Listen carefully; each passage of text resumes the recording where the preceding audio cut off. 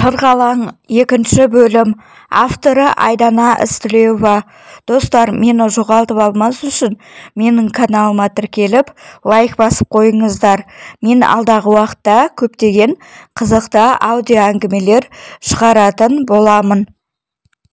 Түнде кіші дәретті жіберіп қою, тұйықталып сөйлегенде тұтығу, сабағым нашарлап, түнде кейде шошып оянып жылайтынмын.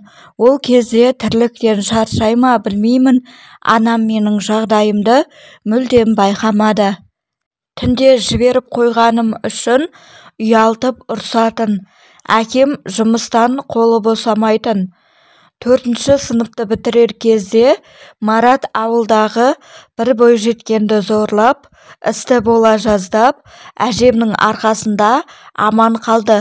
Сөйтіп оны басқа қалаға жіберді. Сол кезден бастап көрген қорлығым аяқталғандай боп, терең демалып, өмірім түзелді. Сабағым да жақсара бастады. Бірақ өзімді жек көрдім. Өзімді ылғи лас санадым. Алаңсыз күліп ойнаған сыныптастарыма қызығатынмын. Қандай бақытты деп, құрбы дос деген менде мүлдем болмады. Бәрі сыртымнан мені өсектеп, маған күліп жүргендей болатын. Сондықтан ешкімге ашыла алмадым. Арманым қалайда мектеп бітіріп, сол ауылдан біржола кету болды. Емтиханға дайындалып, жоғары балл жинадым. Жоғары оқу орнына тегін грантқа түсіп, ауылдан кеттім. Мені ешкім танымайды.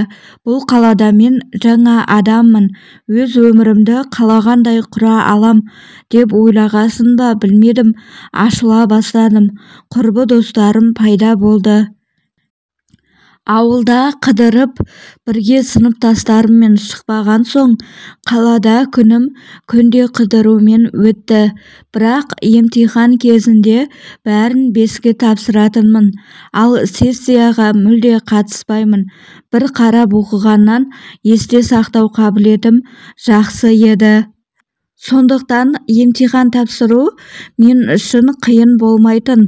Группалас қыздарға да көмектесіп, жоғары балл әперетінмін.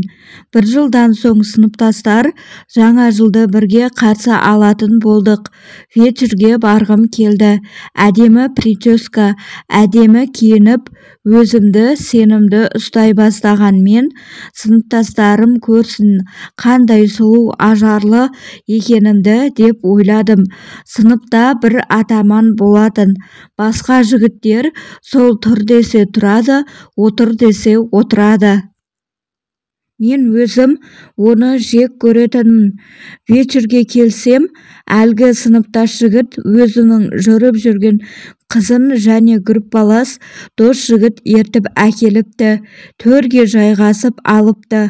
Ал біз 3-4 қыз сыймай жайылған дастарханға есік жаққа отыра кеттік. Мен өзіміздің ақшамызға дайындаған үстелге өзіміз сыймай қалдық деп айтып салдым. Жаңағы сыныптасым сразу маған қарап, «Оу, сенің тілің бар меді, сары мысық?» деді. Бәрі ду күлді. Тек жаңағы сыныптасымның группаласы ғана күлмеді. Жалғасы бар.